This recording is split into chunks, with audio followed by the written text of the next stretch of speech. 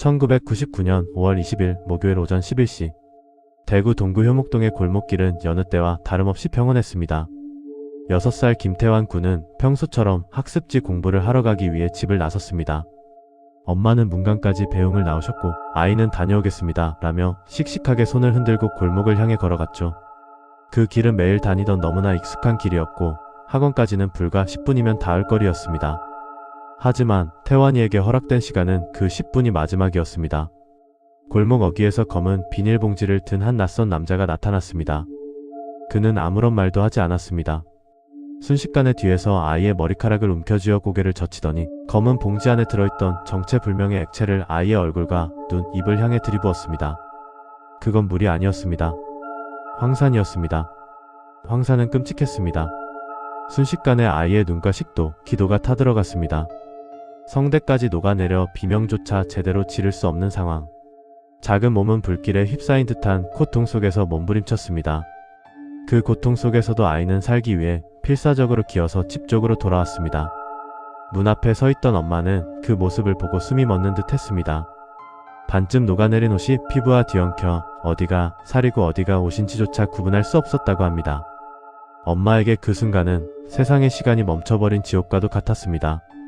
급히 경북대학교 병원으로 옮겨졌지만 의료진조차 고개를 저었습니다. 전신의 40% 이상 3도 화상, 두 눈은 실명 상태이고 기도 손상도 너무 심각합니다.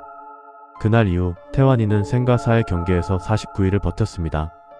너무나 가슴 아픈 건 아이는 자신이 당한 게 무엇인지조차 몰랐다는 겁니다. 엄마, 뜨거운 물이었어.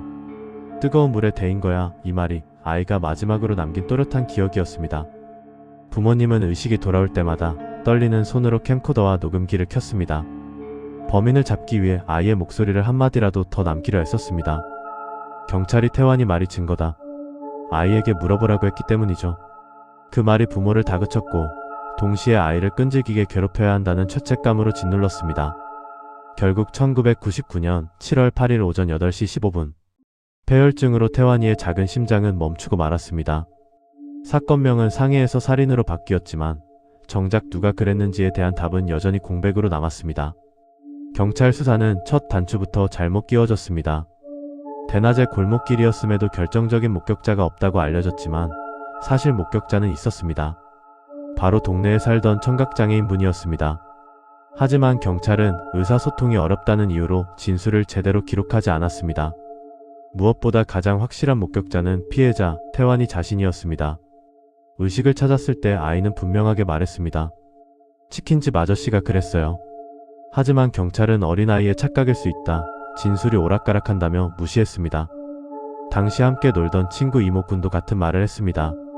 검은 봉지 안에 든 이상한 물을 그 아저씨가 뿌렸어요. 하지만 그 친구 역시 청각장애가 있다는 이유로 경찰은 지능이 낮아 신빙성이 없다고 판단했습니다. 나중에 밝혀진 사실이지만 그 친구는 말만 조금 느릴 뿐 지능에는 아무런 문제가 없었습니다.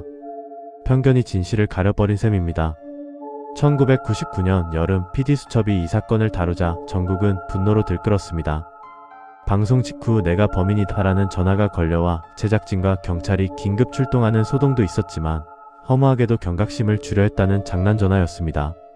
사람들은 이 사건을 단순한 강력범죄가 아닌 우리 사회의 시스템이 만든 비극으로 받아들이기 시작했습니다. 2005년 수사본부가 해체되면서 사건은 잊히는 듯 했습니다. 하지만 부모님은 멈추지 않았습니다. 2013년 끈질긴 청원 끝에 재수사가 시작되었고 공소시효도 연장되었습니다. 방송사들도 다시 움직였습니다. 추적 60분 등의 제작진은 실험을 통해 검은 비닐봉지에 황산을 담아도 특정 조건에선 녹지 않는다는 사실을 밝혀내며 범인이 황산을 잘 다루는 사람일 것이라 추정했습니다. 유력한 용의자는 태환이와 친구가 지목했던 이웃 A씨. 하지만 경찰은 끝내 증거 불충분으로 불기소 처분을 내렸습니다. 태환이 부모님은 법원에 재정신청을 냈습니다. 아이들의 진술은 일관되었고 오히려 어른들의 알리바이가 엇갈린다고 호소했습니다. 하지만 2015년 대법원마저 이를 기각하며 이 비극은 영구 미제 사건으로 남게 되었습니다. 그해 7월 24일 국회는 살인죄의 공소시효를 폐지하는 형사소송법 개정안을 통과시켰습니다. 우리는 이 법을 태환이법이라 부릅니다. 단 한 표의 반대도 없었습니다. 사람들은 태환이는 떠났지만 그 이름은 법이 되어 남았다고 말했습니다.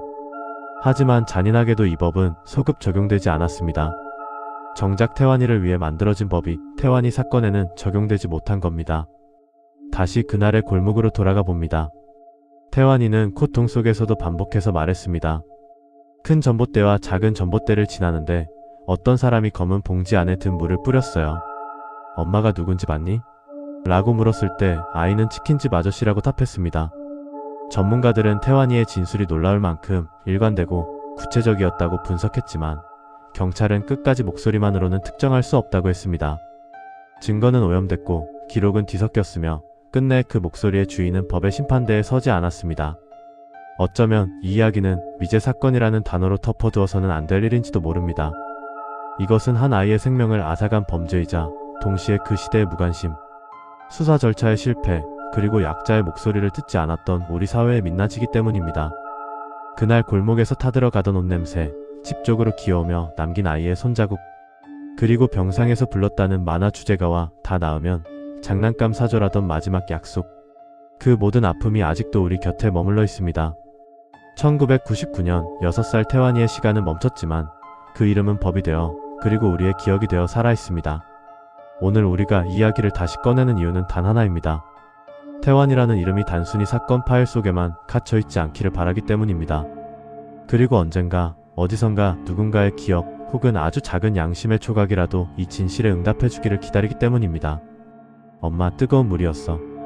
아이가 남긴 그 짧은 한마디는 20년이 지난 지금도 우리의 마음을 뜨겁게 그리고 아프게 데우고 있습니다.